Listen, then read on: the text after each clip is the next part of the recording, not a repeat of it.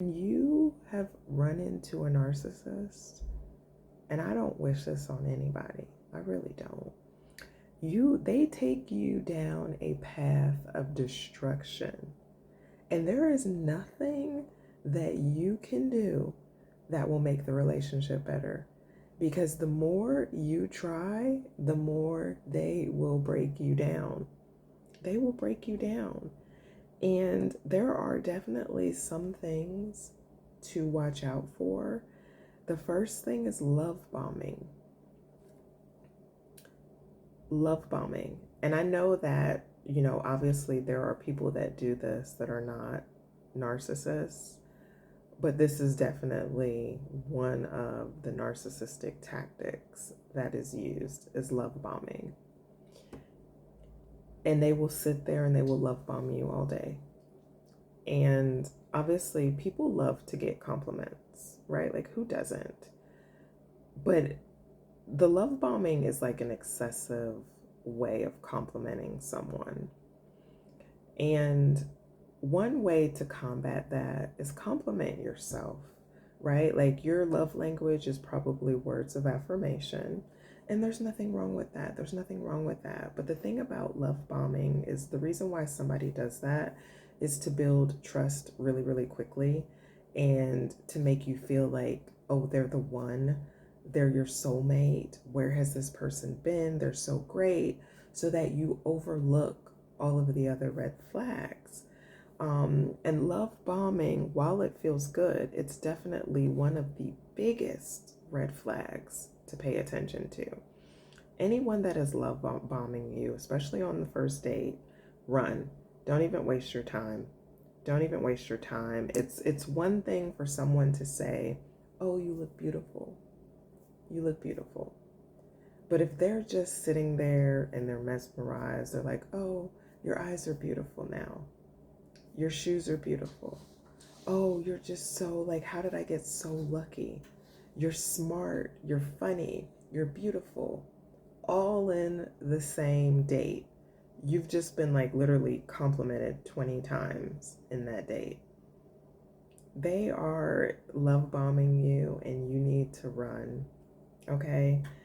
But then if the love bombing doesn't get to you, let's talk about the charm. The charm and the mirroring, I feel like goes hand in hand. So what I mean by like the mirroring, I'm talking about like your thoughts are now their thoughts. It's almost like you're sitting there talking to yourself. You're sitting there listening to yourself. Because in the beginning, a narcissist will make things all about you. So it's almost like, oh, if you love hiking, they have a story about hiking. If you like a certain type of food, oh, they have this great place that has that exact food that they can take you to. If you love gardening, they planted tomatoes, I don't know, a month ago, and they're ready to harvest or something like that. They always have something that's almost identical to what you are saying. So that's what I'm talking about, the mirroring. And then as far as the charming, nothing you can say they're not in agreement with. It's almost like they're mesmerized by your life and everything that you have going on. They can listen to you for days. Hearing you speak can put them to sleep. It's like this charm about them. And then the next thing is once you get settled in, so meaning, they love bombed you, they've mirrored you, they've charmed you, this is the one, he is your soulmate. The mask has to drop eventually. And unfortunately, when the mask drops, it's a little subtle. But by then, you've started to feel something, right? Like you've started to like them. You've started to believe that they are the perfect partner. you've started to believe all of their elaborate stories. Because one thing about a narcissist is they are elaborate storytellers. They really are. And I'm talking about elaborate to the point of you're just like, oh, this sounds a little far fetched, but I don't have any proof that it's a lie. So I'm just going to go with it. And even when they're telling the stories of others, they're very elaborate. Um, and the stories, the thing about telling like stories from a narcissist perspective, the details change over time.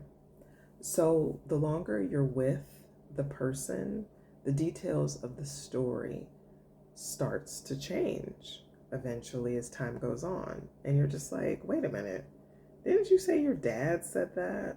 Or you went on the trip with your sister, and now you're saying that you went on the trip with a friend, or you're now saying that your boss said that. And it's just like things just start to not add up. And you have like this nagging feeling inside that something is not right. It's just not right. And so when the mask drops, that's the start of the subtleness that you start to witness. But by then, like I said, you've caught feelings, so you don't want to walk away as easily. And then here we are with the manipulation and the gaslighting that comes along. Because once you've been with someone for a while now, let's just say a few months, they can't, like, they really can't hide who they are for very long. And then so the gaslighting may look like, oh, you said that you were going to do this thing and you didn't.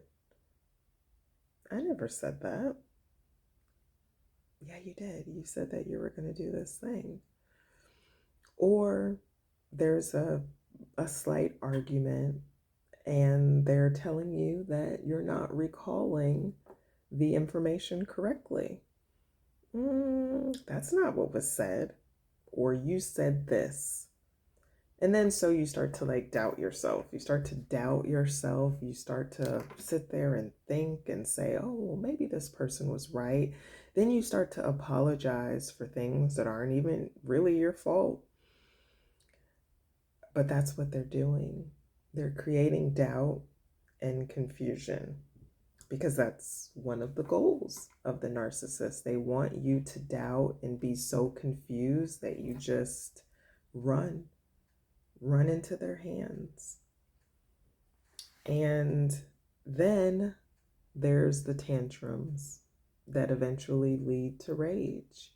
So when they don't get their way, it's like dealing with a child, throwing a tantrum. But think about it in a way where they're really making you, I don't know, have empathy for them and what they're going through. That's why you need to do what they want you to do, because you need to be more accommodating. You need to have more empathy for what they're going through. And trust me, they're always going through something. And again, you're playing into their hand, right? Because the more you give in, the more they can control you. And that's the ultimate goal of the narcissist. They want to control you. They want ultimate control. And the rage is one way to do it, because if you won't be obedient and given willingly, they want to scare you there. They want to have just enough anger that will make you want to be agreeable, because you're just like, you don't understand what you did wrong and you don't want to do anything wrong. So you shrink to the point where you allow them to always have their way. If they ask and they try to manipulate you or gaslight you into getting their way, that's fine. But if that doesn't work, they will anger to the point of making you submit to what they want you to do. And if you do that enough times, you start to become a shell of yourself because you really don't understand what's happening. You don't understand what's happening. You start to understand, as time goes on, because when you make the comparison of being in this relationship with other relationships, you understand that there's something wrong. And then too, you have this gut feeling that there is something wrong. But what the narcissist does is when you start to ask too many questions or you start to pull away, they need to hoover and they need to do a lot of future faking. The hoovering is where they try to bring you back in. So they may try to love bomb you again and charm you again. It's kind of like being hot and cold, really, where, they'll take you through cycles of being very like, oh, I'm throwing a tantrum, the rage, and then being very nice, where it's like, oh, I love you. Oh, let me do this thing for you. I want to take you here. I want to buy you this. Or you remember that goal you were talking about? I want to support you now. And so they will make false promises again to remind you of how and when you fell in love with them in the first place, and to make you believe that that person is still in there somewhere, and that you've overcome this rough patch of, the rage, and maybe the manipulation and the gaslighting wasn't really manipulation and gaslighting at all. They're the perfect partner. Remember? Don't fall for it, because that's what narcissists do. They keep taking you through a cycle and they will make your head spin. So just don't do it to yourself. And if anyone has any of these signs, put your sneakers on and run as fast as you can, because I promise you, the pain, the suffering, and the damage is just not worth it. It's just not worth it. And if you've ever been on a healing journey, you know how it is when you start from square one again. It's like starting all over again, instead of just picking up where you left off. Because their goal is to literally destroy and control you. And the reason why they were probably so attracted to you in the first place is because you had this magnificent light around you. You had things going for yourself. You were so like happy and go lucky, and they needed to know, why is this person so happy? Why does this person love their life? Why does this person have this bright light? I need to see how I can dim it. And then the game starts. Because even when you tell them no, they don't take no for an answer. They don't take no for an answer, and they will try. It's like they love the game for whatever reason. They love the game, and they love taking people through the cycles until they discard you.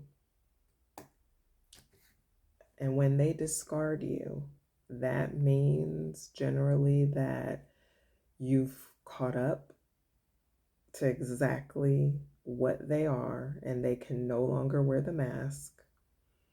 You've no longer given in to giving them supply, meaning now you're probably hot and cold. You've cut them off, and they've tried to wiggle their way back in several times, and you just were not interested.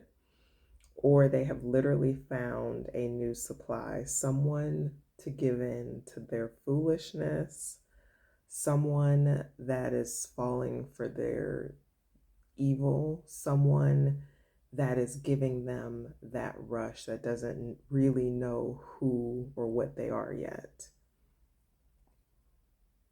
And, it's a blessing in disguise, Because remember, they always say that rejection is protection.